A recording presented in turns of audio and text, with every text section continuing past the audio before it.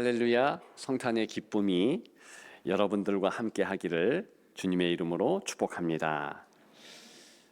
이제 거리마다 화려한 성탄 추리와 또 캐롤이 낯설지 않습니다. 서로가 메리 크리스마스로 인사하지 않습니까? 우리도 설교 바로 직전에 그렇게 인사를 했는데요. 메리 크리스마스, 즐거운 성탄 되십시오. 성탄의 기쁨이 가득해라. 그런 인사입니다. 그런 기원이지요. 하지만 모두가 이 계절, 이 성탄 시즌에 즐겁게만 보내는 것은 아닙니다. 서구권의 교회들은 일찍이 블루 크리스마스 예배라는 것을 전통적으로 드렸습니다. 블루 크리스마스, 메리 크리스마스와 대척점의 단어이지요. 우울한 크리스마스, 힘든 크리스마스, 낙심의 크리스마스, 그런 뜻을 가지고 있습니다. 그에 대한 예배를 12월 21일쯤 동지가 있는 1년 중에서 가장 긴 밤이 있는 그 날에 드리거나 혹은 가장 가까운 주일에 드리게 됩니다. 그러니까 오늘이 참 많이들 블루 크리스마스 예배를 드리게 되는 것입니다. 이때 이 예배는 불을 밝게 켜는 대신 조명을 어둡게 낮춥니다. 신나는 캐럴 대신에 차분한 찬송을 부릅니다. 왜냐하면 이 자리에 모인 사람들은 성탄절이 마냥 기쁘지만 않기 때문입니다. 누군가는 사랑하는 가족을 먼저 떠나보내고 빈자리가 너무 커서 울고 있습니다. 누군가는 질병의 고통 때문에 혹은 실직이나 경제적 파산 때문에 차가운 겨울을 보내고 있습니다. 세상이 기쁘다고 소리칠 때 이분들은 자신의 처지가 더 초라하고 우울하게 느껴진다는 것입니다. 그래서 교회는 그런 분들에게 슬퍼도 괜찮습니다, 울어도 괜찮습니다 라며 자리를 마련하는 것입니다. 오늘 말씀을 통하여 한 가지 놀라운 사실을 같이 나누고 싶은데요. 바로 2000년 전 성탄의 시작, 그 여정이야말로 블루 크리스마스였다라는 사실입니다. 성탄 시즌, 그 밤들이요, 절대로 화려한 밤들이 아니었습니다. 낭만적이지도 않았습니다. 오히려 당황과 두려움, 침묵과 배신감의 가장 긴 그런 밤들이었습니다. 어렵고 힘들었지요. 우리가 읽은 마태복음 1장은 대표적으로 예수님의 탄생을 알리는 본문입니다. 보통 천사가 이제 아기 예수 탄생을 소식을 전했다, 이 사실에 집중하지만 그 이면에는 한 남자 요셉의 깊은 비탄과 두려움이 서려 있다는 것입니다. 18절을 보실까요? 마리아와 요셉과 약혼하고 동거하기 전에 성령으로 잉태되었다라고 기록합니다. 당시 유대 사회에서 약혼은 결혼과 동일한 법적 효력을 가졌습니다. 그런 약혼녀가 임신했다는 소식은 요셉에게 하늘이 무너지는 배신감이었을 것입니다. 더군다나 당시에 명예를 중시하는 문화에서 약혼녀의 부정은 개인뿐만이 아니라 자신이 소속되어 있는 이 요셉 가문 전체에 씻을 수 없는 수치를 안겨주는 사건이었습니다. 그래서 요셉은 조용한 이혼을 선택하려 했습니다. 19절을 보십시다. 그 남편 요셉은 의로운 사람이라 그를 드러내지 아니하고 가만히 끊고자 하여, 이렇게 기록하고 있습니다. 가만히 끊고자 했다라는 것은요, 남들 모르게 파혼, 즉 이혼하려 했다는 뜻입니다. 율법대로라면 부정한 여인은 돌로 쳐 죽임을 당하거나 공개적인 재판을 받아야 했습니다.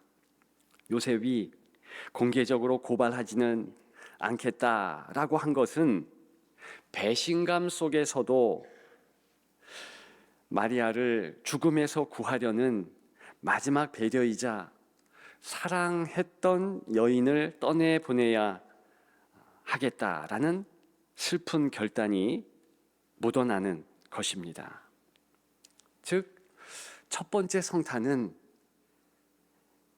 이 성탄의 시작마저 축제가 아니라 가정 파탄의 위기와 이별의 슬픔이었다는 것입니다.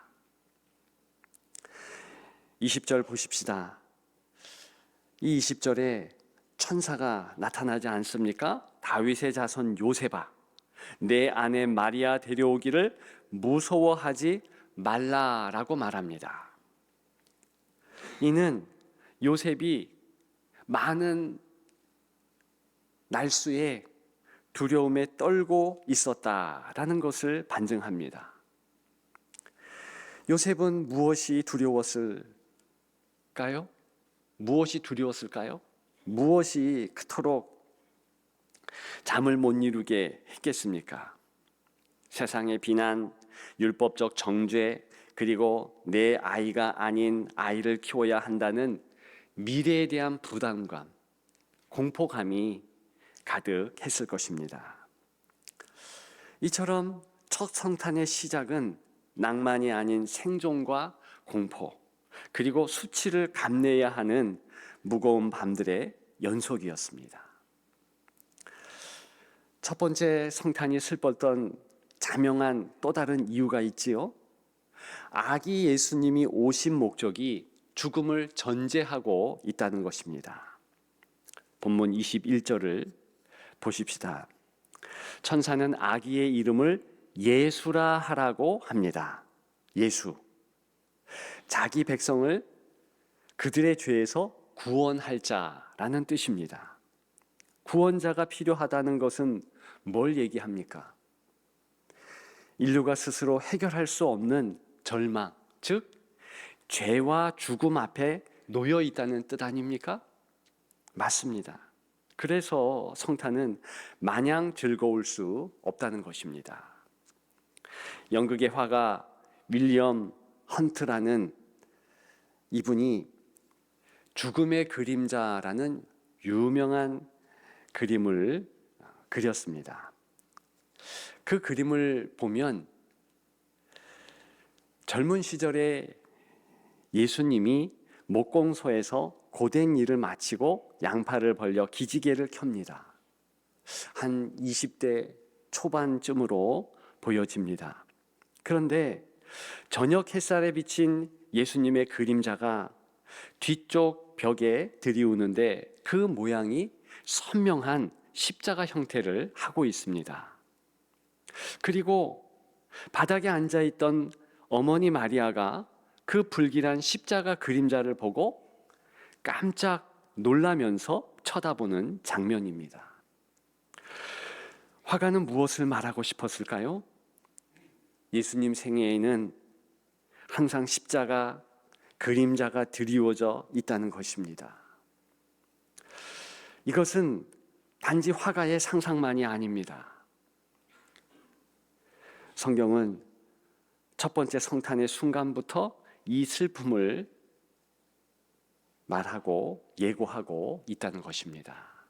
동방박사 세 사람이 무엇을 아기께 드렸습니까? 세 가지 예물을 기억하십니다. 황금과 유향과 그리고 모략이었습니다. 여러분, 모략이 무엇입니까? 당시 시체가 썩지 않도록 그렇게 시신에 바르는 방부제, 즉 장례 용품이었습니다. 세상에 어느 누가 갓 태어난 아기의 축하 자리에 와서 나중에 장례 치를 때 쓰십시오 라며 수의나 관을 선물할 수 있겠습니까? 그와 같은 선물이 몰약이었다는 것이고 가장 적절한 선물이다, 이렇게 성경은 말하고 있는 것입니다. 왜요? 이 아이는 살기 위해서가 아니라 죽기 위해서 태어났기 때문입니다. 누군가의 죄를 대신 짊어지고 죽어야만 하는 운명. 예수라는 그 이름은 바로 나를 위해 장례를 치를 이름이었던 것입니다. 따라서 우리가 메리 크리스마스라며 기쁘게 케이크를 자르는 그 순간 하나님 편에서는 마음이 메어지지요. 하나뿐인 아들을 사지로 내몰아야 하는 가장 비참하고 슬픈 결단이 있었다는 것입니다. 그것을 기념하는 것이 성탄 아닙니까? 그래서 성탄은 우리에게는 생명의 날이지만 주님께는 죽음을 향한 첫걸음을 떼는 비통의 날이기도 한 것입니다. 이 거룩한 슬픔과 사랑의 무게를 기억하는 이번 성탄 되기를 주님의 이름으로 축복합니다. 가장 중요한 것은 이렇게 첫 성탄이 슬펐던 요셉에게 하나님은 어떤 조치를 취하고 계십니까? 그가 가지고 있는 슬픔을 제거하십니까? 그런 것 같지는 않습니다. 슬픔을 제거하기 전에, 아니 그 슬픔을 오히려 그냥 놓아두며 이 증폭되게 하시는 것은 아닌가? 그런 생각을 할 수밖에 없습니다만, 대신에 그 슬픔 한가운데로 찾아오셔서 내가 너와 함께한다, 임마누엘의 약속을 하시고 실제로 그렇게 역사해 주십니다. 천사들의 오늘 본문의 핵심도 하나님께서 너희와 함께 하신다, 임마누엘, 그 은혜 아닙니까? 신앙의 신비는 슬픔이 제거된다, 거기에 있지 않습니다. 그 슬픔 가운데, 그 기가 막힌 어려움 가운데 하나님께서 우리와 함께 하신다라는 그 사실을 발견하는 데에 있다는 것입니다. 어려울 때, 낙심되고 좌절될 때, 그 고통의 현장 가운데 주 예수 그리스도께서 함께 하시지요. 우리 아버지 하나님께서 함께 하시지요. 한국 교회사에 피 묻은 감사라는 유명한 기도가 있습니다. 바로 사랑의 원자탄 손양원 목사님의 기도입니다. 1948년 10월 여순 사건으로 목사님은 눈에 넣어도 아프지 않는 두 아들 동인이와 동신이를 한꺼번에 잃게 됩니다. 목사님은 이 아들들의 장례 답사를 통해 9가지 감사를 고백했습니다. 그 고백의 내용 가운데 이런 부분이 있습니다. 나 같은 죄인의 혈통에서 순교의 자식이 나오게 하시니 감사합니다. 한 아들의 순교도 귀하거늘 두 아들의 순교를 허락하시니 감사합니다. 그런 고백을 받은 성도들은 그해 성탄 시즌 내내 그 피 묻은 감사를 품고 항상 하루에 한 번 이상 읽었다 하지요. 그래서 그렇게 성탄 시즌을 보내는 일정 기간을 가졌다. 이것이 기독교 교회사에 남아있는 귀한 내용 아니겠습니까?